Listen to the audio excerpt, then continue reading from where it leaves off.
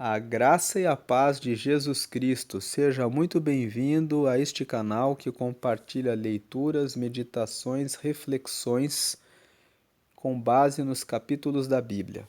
Hoje nós vamos ler Eclesiastes capítulo 4, que nos diz assim: Depois, esse depois aqui, Salomão é o autor de Eclesiastes.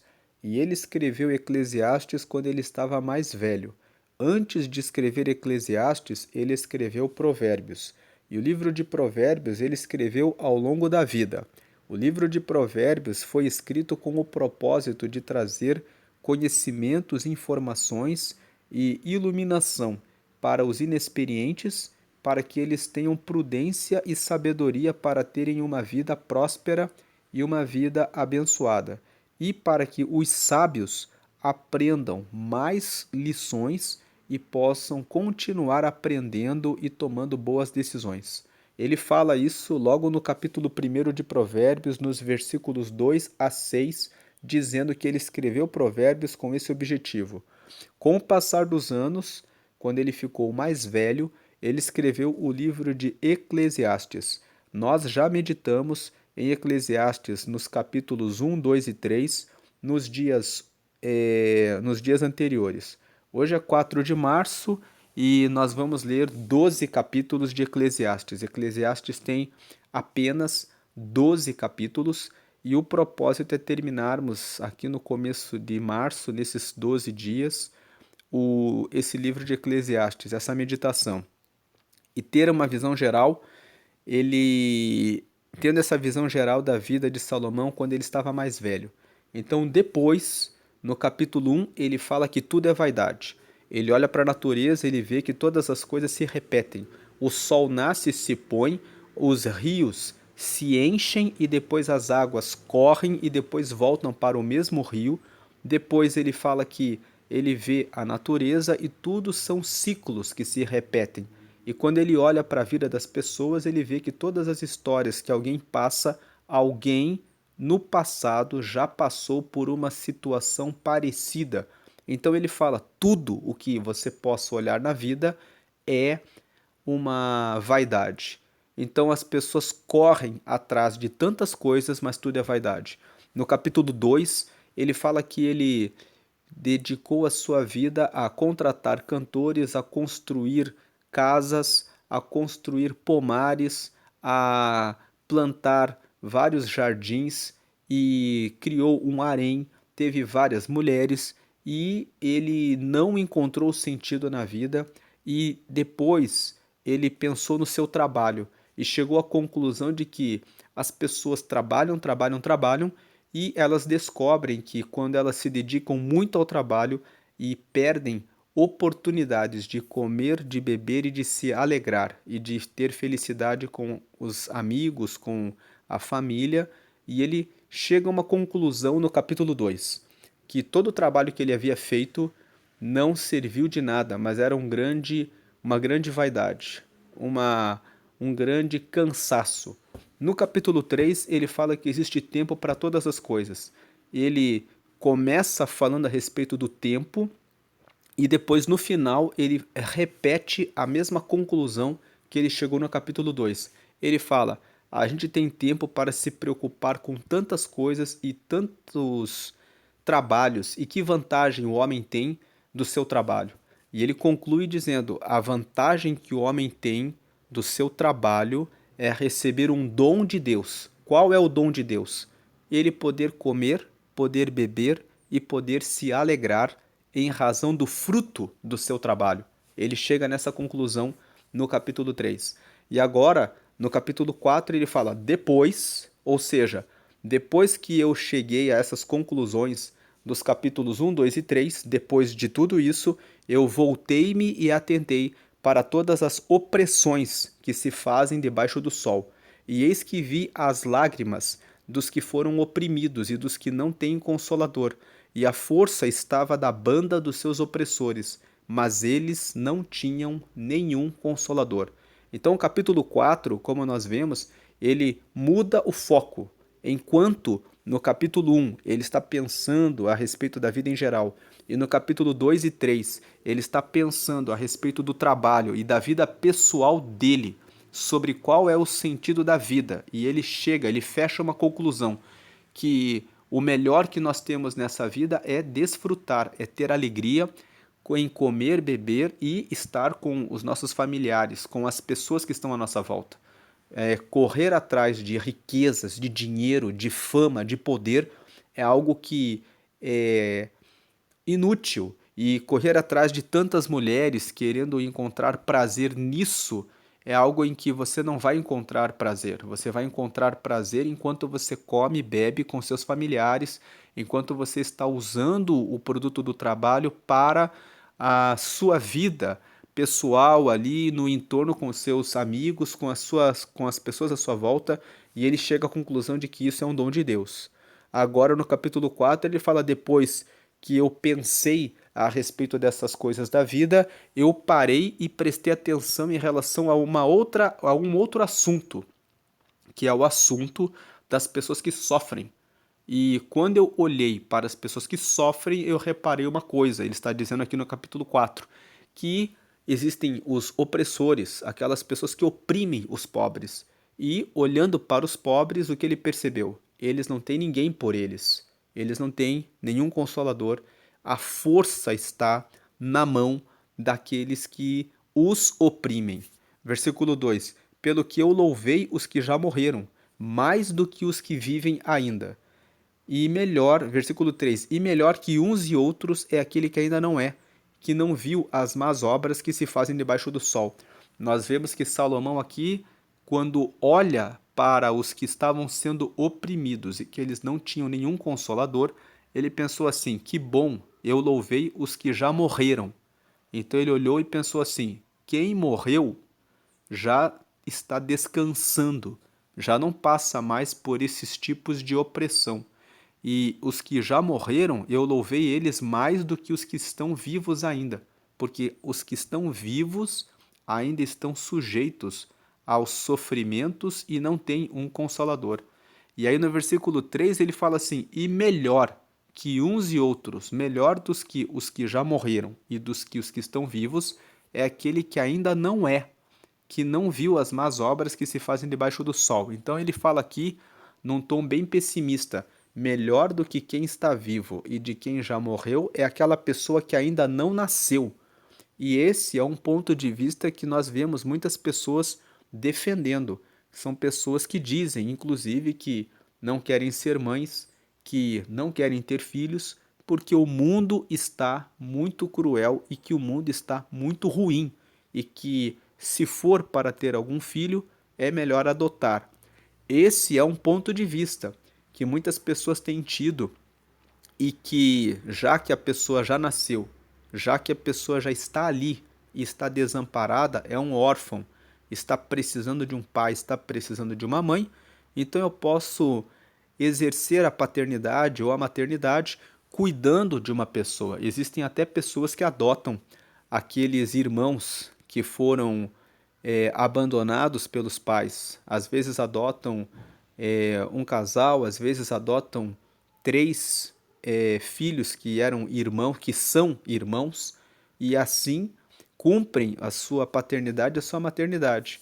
Versículo 4: Também vi eu que todo trabalho e toda destreza em obras trazem ao homem a inveja do seu próximo. Também isso é vaidade e aflição de espírito. Então, no versículo 4, ele muda de assunto. Nos primeiros versículos, ele está falando a respeito do sofrimento. Depois, no versículo 4, ele volta na temática do trabalho, dizendo que os homens trabalham, trabalham, trabalham, conseguem sucesso e depois isso atrai a inveja das pessoas à volta. E isso, no final de tudo, é uma grande vaidade. Por que que ele fala que é a vaidade e a aflição de espírito? Porque a pessoa tem sucesso, mas depois ela é rodeada de pessoas que dão os tapinhas nas costas dela, mas eles estão com inveja. Existe o lado da admiração, sim, mas existe também o lado da inveja.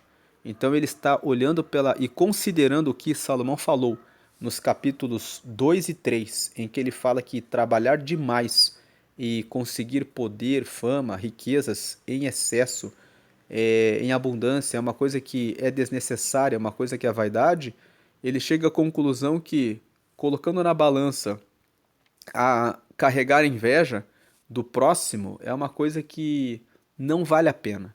Versículo 5: o tolo cruza as suas mãos e come a sua própria carne. Agora, veja que o versículo 5 ele apresenta o contraponto. Se de um lado trabalhar e ter destreza nas mãos traz a riqueza, traz a prosperidade e também traz a inveja, que é o lado negativo daquilo que você conquista, por outro lado, aquele que cruza as mãos e come a própria carne, que vive na miséria, vive na pobreza, é um tolo, porque ele fica dizendo assim: já que não vale a pena correr atrás de trabalhar tanto, então eu não vou fazer nada, porque afinal de contas tudo é uma vaidade. Então, se a pessoa pensar assim, ela está sendo uma pessoa tola. Aqui nós vemos que existe uma contradição, um paradoxo da vida. De um lado, você precisa trabalhar porque existem demandas que a sociedade impõe a todos. Você tem que ter sucesso, você tem que ter uma casa, você tem que ter um carro, você tem que ter uma esposa, você tem que ter o seu marido, você tem que ter os seus filhos. Você tem que ter, você tem que ter e você tem que ter. E nos capítulos 2 e 3, Salomão chega no final da vida e ele fala: a gente luta tanto e no final você olha e não precisava de tanto. A gente poderia ter ficado contente com o comer, o beber e ter as pessoas amigas à sua volta. E aqui no capítulo 4, ele chega e fala: e se você trabalhar demais, você ainda vai ter a inveja das pessoas pelo sucesso que você conquistou, por tudo aquilo que você conseguiu. Então, é mais um ponto que revela que trabalhar demais, demais, demais é uma vaidade. Por outro lado, o tolo, ele não faz nada, porque ele fala assim: já que é vaidade, eu não vou fazer nada. Então ele cruza as mãos e ele come a própria carne. O que isso nos ensina, meditando nesses textos? Que nós precisamos ter uma, um entendimento de que o que Deus preparou para nós é que nós façamos um trabalho para cumprirmos um papel social, um serviço em relação a um dom, uma habilidade que Deus deu para cada um de nós, para ajudarmos o próximo e recebermos a partir desse nosso serviço, pelo nosso trabalho, para que possamos agradecer a Ele e para que possamos ter motivos de alegria, de comer e beber e vestir e estar com as pessoas à nossa volta, e que nós precisamos prestar atenção no cuidado com a nossa saúde, com a nossa alimentação, com o nosso sono e com as pessoas à nossa volta, sempre recordando que é Deus que nos deu esse dom. É Ele que nos deu o trabalho. Ele fala no capítulo 3 que eu percebi que a vantagem que o homem tem nessa vida do seu trabalho é poder se alegrar e comer e beber, e isso é um dom de Deus. Então, agradecer a Deus em razão de ter aquilo que é necessário e que satisfaz. E não ficar com uma ganância e com aquela sede de ficar o tempo todo trabalhando por riquezas, pelo amor ao dinheiro, pelo amor à riqueza ou pelo amor a uma carreira ou a uma fama. Porque tem pessoas que não é tanto pelo dinheiro que elas lutam, mas é pelo poder, de poderem dizer: eu sou o diretor, eu sou o presidente, eu sou o supervisor, eu sou o chefe, eu sou o dono do negócio, eu fiz isso, eu fiz aquilo, para poderem dizer que fizeram muitas coisas, quando tudo isso é uma vaidade. Quando eles descerem à sepultura, eles não vão levar nada disso. E no capítulo 3, inclusive, Salomão fala: existe o tempo em que todos vão sair dessa vida. E depois de algum tempo, as pessoas nem vão mais lembrar que um dia você passou por essa vida. Então, aqui no versículo 6, melhor é uma mão cheia com descanso do que ambas as mãos cheias com trabalho e aflição de espírito. Veja que o versículo 6 fala exatamente isso que nós estávamos falando, que melhor é uma mão cheia com descanso. Você tem uma mão que já está cheia, mas que você está ali descansando com qualidade de vida, conversando com a sua esposa, conversando com seu marido, tendo tempo de qualidade com seus filhos, você é melhor isso do que as duas mãos cheias, mas com trabalho e aflição de espírito. Pessoas que correm atrás de fama, poder, mais dinheiro, mais riqueza, elas não conseguem parar de trabalhar, elas ficam trabalhando e muitas vezes elas esquecem daquilo que realmente importa, que é o alegrar-se, o ter o tempo de desfrute, que é o que Salomão falou no capítulo 2, que ele fala que a conclusão que ele chegou é que o que o homem tem da sua porção nessa vida, nessa terra, é a alegria, o comer e o beber e o estar com as pessoas que lhe são queridas e amadas. Versículo 7: Outra vez me voltei e vi vaidade debaixo do sol. Então ele olhou para um outro assunto e ele mais uma vez viu vaidade. Versículo 8: Há um que é só e não tem segundo. Sim, ele não tem filho nem irmã, e contudo de todo o seu trabalho não há fim, nem os seus olhos se fartam de riquezas, e não diz: Para quem trabalho eu, privando a minha alma do bem? Também isso é vaidade e enfadonha ocupação. Então aqui ele está falando, eu também olhei para o outro lado e ele encontrou pessoas, ele encontrou um homem assim, que ficava trabalhando e que não tinha esposa, não tinha filho, não tinha nem mesmo uma irmã para ele poder deixar as riquezas que ele estava conquistando, e ele não parava de trabalhar e ficava trabalhando, trabalhando, e os olhos não se fartam de riquezas. Então ele olha, já conquistou 1 milhão e ele fala: agora eu quero 2 milhões, agora eu quero 3, agora eu quero 4, agora eu quero 5. E ele não fala, ele não para pensar: para quem é que eu estou trabalhando? E eu estou só trabalhando, e eu não estou fazendo mais nada além de ficar trabalhando. Então ele fala: isso também é vaidade e enfadonha ocupação. Versículo 9: Melhor é serem dois do que um, porque tem melhor paga do seu trabalho. Porque se um cair, o outro levanta o seu companheiro. Mas ai do que estiver só, pois caindo não haverá outro que o levante. Versículo 11: Também se dois dormirem juntos, eles se aquentarão, mas um só como se aquentará? Versículo 12: E se alguém quiser prevalecer contra um, os dois lhe resistirão, e o cordão de 3 dobras não se quebra tão depressa. Então, Eclesiastes 4, versículos 9 a 12, são 4 versículos que falam sobre a importância de você procurar uma pessoa para que você se case, para que você tenha sua família, para que você seja uma só pessoa com esse seu marido, essa sua esposa, para que vocês possam se ajudar um ao outro, porque se um cai, o outro levanta o outro, se os dois dormirem juntos, se aquecem, e se algum inimigo se levanta contra um, os dois podem ter uma resistência maior. Veja que o versículo 9 a 12 vem depois do 8. O 8 fala que é uma ocupação enfadonha, ficar trabalhando e trabalhando e trabalhando. E o 9 até o 12 fala: é bom você ter um companheiro, é bom você ter uma companheira, é bom você ter um esposo, é bom você ter uma esposa, é bom você ter uma pessoa com quem você pode contar. Talvez você não queira ter filhos, justamente por causa do versículo 3, que fala que é melhor que uns e outros é aquele que ainda não é, que não viu as más obras que se fazem debaixo do sol. Mas quem sabe você pode pensar, depois de um certo tempo do seu relacionamento, em adotar uma criança, ou de repente dois irmãos ou duas irmãs, ou um casal de irmãos, ou de repente 3 irmãos que estão precisando de um apoio. Se você não tem esse pensamento de ter o seu próprio filho, de gerar uma pessoa para que você possa cuidar, o livro de Salmos, no Salmo 127, fala que os filhos são herança do Senhor.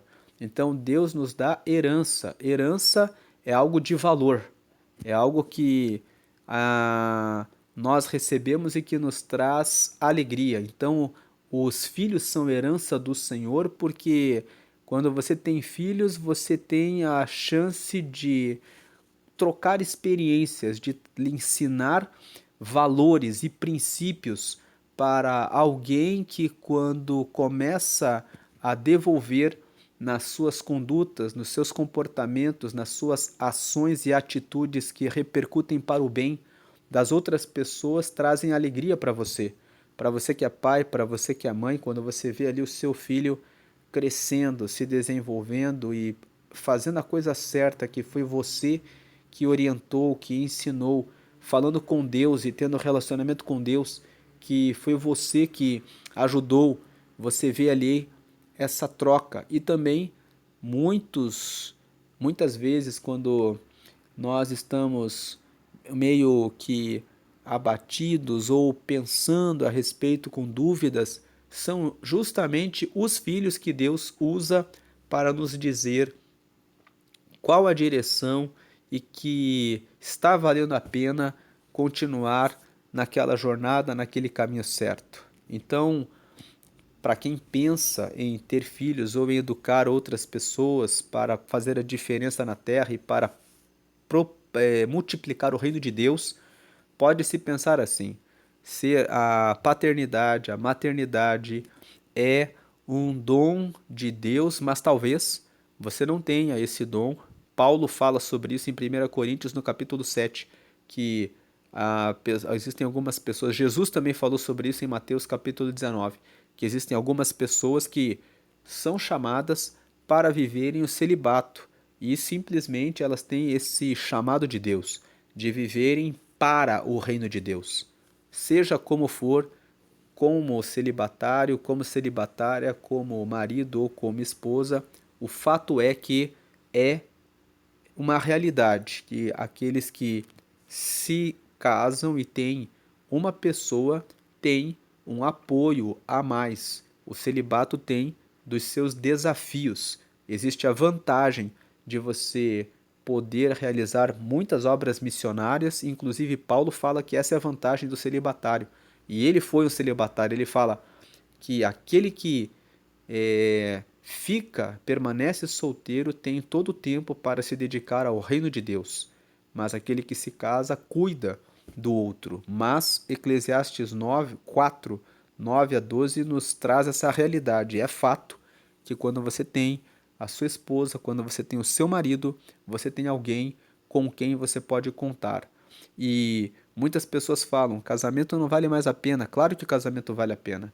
Primeiro porque é plano de Deus, segundo porque você compartilha a sua vida com fidelidade, amizade, companheirismo, com uma pessoa com quem você pode construir uma vida tanto em termos de patrimônio como também em termos de valores, sentimentos, confiança, afeição, amor, carinho, afeto, pessoa que te apoia no momento da tribulação, da doença, da dificuldade. As pessoas nesse tempo não têm sido muito pacientes, como elas têm sido influenciadas pelas mídias, pelos filmes que elas assistem, de buscar apenas prazer, existe uma dificuldade no enfrentamento da dor, no enfrentamento da tribulação, da decepção, da frustração. Não se dá o tempo necessário para se sofrer e chorar aquele tempo difícil para se chegar o tempo da alegria. No Salmo 30, no verso 5, está escrito que o choro pode durar uma noite, mas a alegria vem pela manhã. Então, muitas vezes você vai passar por momentos de choro, porque aquele momento serve para trazer um amadurecimento. Romanos, no capítulo 5, no versículo 3, 4 e 5, fala que nós também sentimos alegria nas tribulações, sabendo que a tribulação produz a experiência, e a experiência produz a paciência, e a paciência produz a perseverança, e na perseverança nós recebemos a confiança, e nós, na confiança em Deus, não temos mais nenhuma confusão.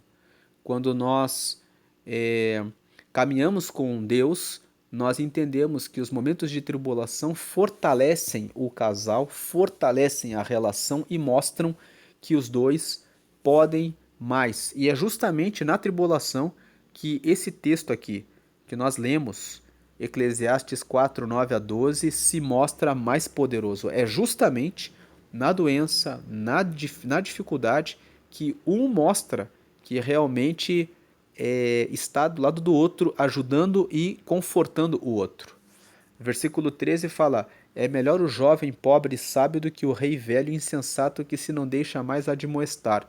Então, o versículo 13 fala que muitas vezes a pessoa se tornou velha e a pessoa pensa: eu já sei tudo, ninguém tem que me ensinar nada. Seja uma pessoa que tem a mente jovem, que todos os dias acorda e pensa: eu posso aprender coisas novas. A vida pode me trazer desafios que eu posso responder de maneiras novas.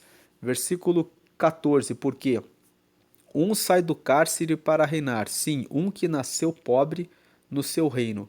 O versículo 13 e o versículo 14, na verdade, tem que ser lidos juntos. Melhor é o jovem pobre e sábio do que o rei velho e insensato que se não deixa mais admoestar. 14. Porque um sai do cárcere para reinar, sim, um que nasceu pobre no seu reino. Então, um rei que é velho e que é insensato, que não presta atenção nas suas decisões, porque pensa que já sabe tudo, a maior insensatez de alguém é pensar que já sabe tudo, porque é pensar que porque tem mais idade, tem mais experiência e sabedoria do que outro que é mais jovem. Muitas vezes você tem 40 ou 50 anos e você tem um adolescente que sabe muito mais do que você. Basta pensar em tecnologia. Você pega um jovem de 14, 13, às vezes 12 anos, ou às vezes ou até uma criança que tem 9 anos, dependendo do quanto ela mexe com tecnologia, ela sabe mexer com um telefone celular, mandar mensagens, gravar vídeos e fazer coisas com muito mais facilidade do que alguém que está mais velho. Então é melhor o jovem que é pobre, mas que está todos os dias aprendendo, do que porque ele é sábio, do que aquele rei que é velho e que é insensato. Uma pessoa pode ser muito rica e pode estar com mais idade e ser uma pessoa insensata e pode perder até o patrimônio que tem. Mas o jovem, mesmo sendo pobre, se ele é sábio, a sabedoria é temer ao Senhor e buscar conhecimento sempre. E ele sempre buscar conhecimento, ele pode alcançar o reinado, que é o que está escrito no versículo 14, porque um sai do cárcere para reinar. Sim, um que nasceu pobre no seu reino.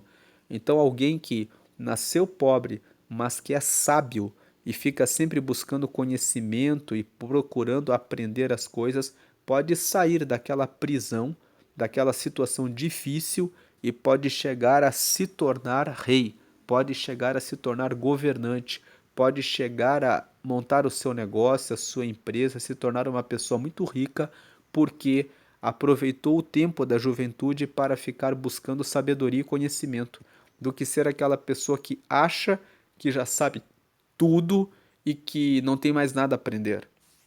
Versículo 15: eu vi todos os viventes andarem debaixo do sol com o jovem, o sucessor que ficará em seu lugar.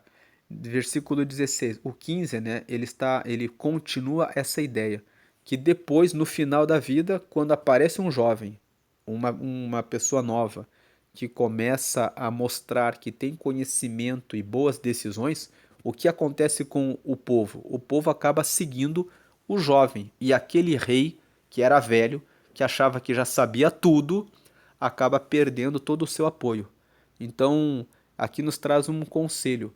Por mais que você saiba muito a respeito de alguma coisa, lembre-se que o conhecimento que nós temos é muito pequeno diante da grandeza do universo, diante da grandeza do mundo.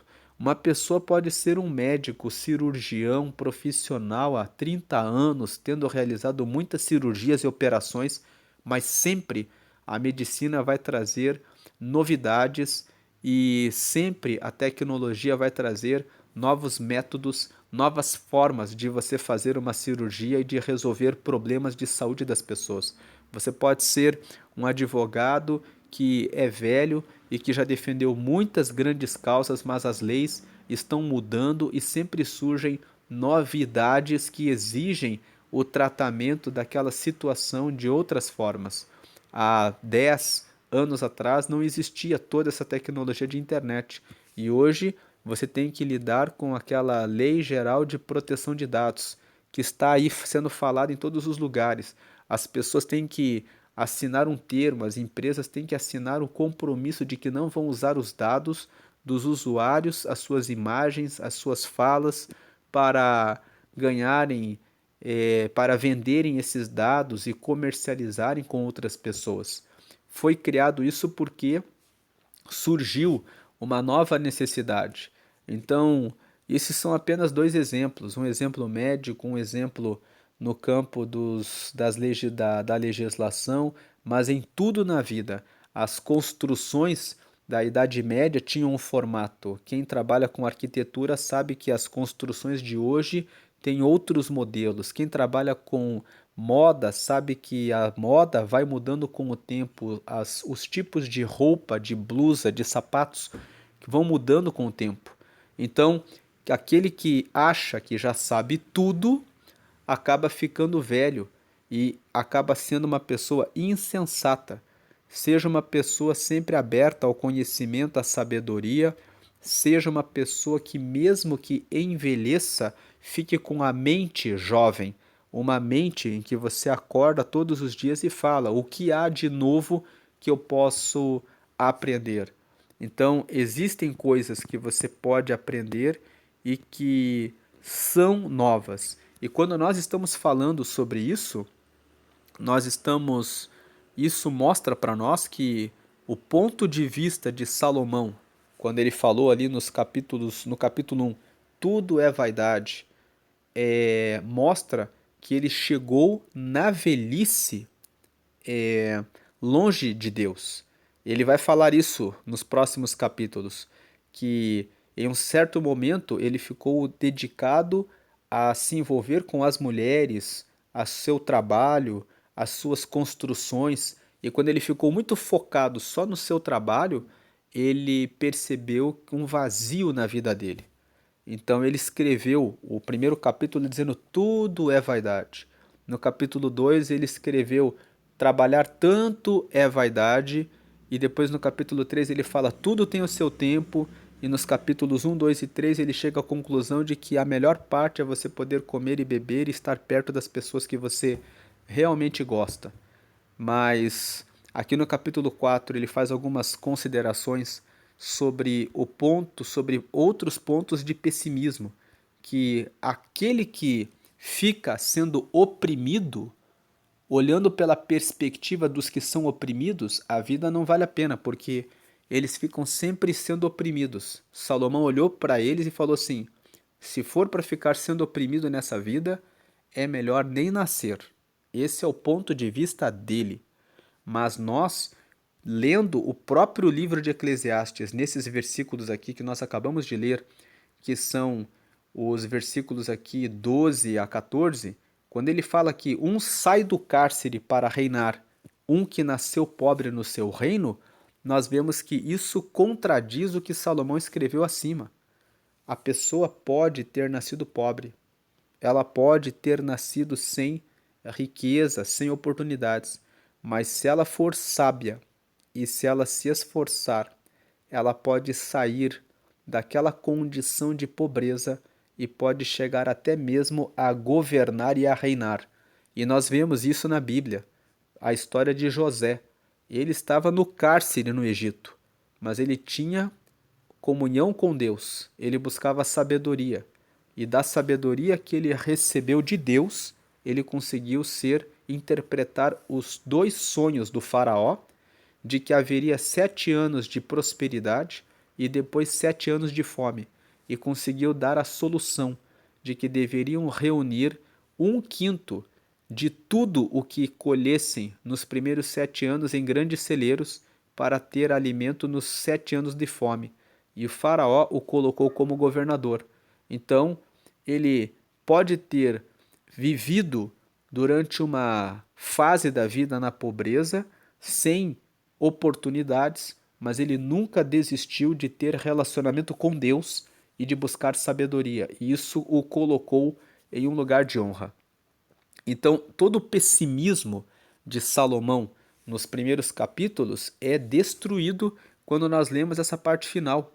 Há aquele que, se a pessoa for sábia, ela pode estar agora numa situação de pobreza, mas ela pode alcançar até mesmo a posição de se tornar um governante. Versículo 15: Vi todos os viventes andarem debaixo do sol com um jovem, o sucessor, que ficará em seu lugar. Veja que um jovem pode conseguir se tornar o sucessor de um rei. E o versículo 16: Não tem fim todo o povo, todo que ele domina, tampouco os descendentes se alegrarão dele. Na verdade, que também isso é vaidade e aflição de espírito. Esse versículo 16 é o momento em que Salomão devolve o ponto negativo. Ele fala assim: não tem fim todo o povo, todo o que ele domina, tampouco os descendentes se alegrarão dele. Em outras palavras, o jovem, né, que era pobre, que foi sábio, que estudou, que se preparou e que teve esperança, correu, tomou o lugar do rei, que era insensato, chegou a governar e no final não vai ter fim o povo que ele administra, mas os descendentes dele não vão se alegrar dele. Em outras palavras, ele também vai viver, vai envelhecer e depois que ele envelhecer, não vai ter pessoas que vão dizer: Nossa, você se esforçou, você chegou até aqui. Quando ele ficar velho, vão olhar para ele também como se agora ele fosse apenas uma pessoa velha que já está de partida dessa vida para outra. Ele termina o capítulo 4, o rei Salomão, nessa perspectiva. Por quê? Por que que ele escreveu assim o livro de Eclesiastes? Porque Salomão, quando escreveu Eclesiastes, ele já estava velho. Então, ele estava experimentando isso na vida dele. Ele estava percebendo que ele estava como rei de Israel, mas ele agora já estava velho. Ele foi um jovem sábio, ele conseguiu governar com muita destreza o reino de Israel. A Bíblia fala que ele foi um rei que fez muitas construções e fez muitas coisas, escreveu mais de 3.000 provérbios e teve muita sabedoria. E agora, sendo velho, ele estava percebendo que as pessoas, que a vida dele estava se passando. Nos próximos capítulos, nós vamos ver de que Salomão ele chega a uma outra, ele muda o ponto de vista dele. No capítulo 2 e 3, ele fala que o dom de Deus é comer, beber e se alegrar. Nos próximos capítulos, nós veremos que ele vai se voltar para Deus, que ele vai perceber que se você procurar o sentido da vida nas coisas que estão nessa terra, você acaba se frustrando. No capítulo 2 e 3, ele foca em comer, beber e se alegrar. No capítulo 4, ele foca em você ser um jovem, mas você ter sabedoria e que você pode até sair do cárcere de uma condição difícil e chegar até mesmo a ser rei e governar sobre muitas pessoas. Mas depois, quando você envelhecer e quando você chegar no final da vida, até os seus descendentes, aquele povo, não vai mais lembrar de você. Por que que o povo não lembra mais? Porque quando um rei está ficando velho, o povo já está preocupado consigo mesmo, já está preocupado em quem vai ser o próximo rei, quais vão ser as próximas decisões políticas, econômicas, trabalhistas que vão ser tomadas. Então as pessoas já não estão mais preocupadas com aquele que foi, elas estão preocupadas com quem está por vir. Então, se a pessoa dedicar a sua vida para as coisas dessa terra e para o trabalho e ficar pensando em conquistar coisas nessa vida, ela vai se frustrar. No final do capítulo 4, ele acaba com essa decepção. Ele vai ser sábio, vai reinar durante muitos anos, mas quando ele for velho, vai ter muito povo que ele vai administrar, mas no final, nem os descendentes vão se lembrar dele. Essa é a condição humana, a condição das coisas dessa vida. Essa é a meditação de Eclesiastes, capítulo 4. Que Deus abençoe a sua vida e que você não preste atenção em relação a essas coisas do trabalho, de prestar atenção na qualidade de vida com a sua família, com a sua esposa, com seu marido, com seus filhos, com seus amigos, que você não fique dedicado buscando o sentido da vida apenas no trabalho, em conseguir riqueza ou conseguir uma posição na empresa ou em negócios, porque isso daí, pense um pouco, é o que Salomão está nos chamando à reflexão. Quando você ficar velho, nem mesmo os descendentes vão pensar a respeito disso. Muitas vezes o que nós vemos é que os descendentes ficam preocupados depois em disputar a herança. Trabalha-se tanto para que se deixe alguma coisa para os descendentes e depois, quando ocorre a morte de muitas famílias, o que nós vemos são disputas por dinheiro e por quem vai ficar com o que ficou da herança, e depois ocorrem até divisões entre os filhos, as pessoas, aquilo que deveria ser para o bem, para unir, para trazer prosperidade e comodidade para os filhos, acaba servindo como motivo de guerra e até de morte, dependendo do que acontece, né, em muitas famílias, em razão dessa busca por bens materiais, por coisas dessa vida que são todas passageiras. Deus ilumine a sua mente, te abençoe hoje e sempre. Amém.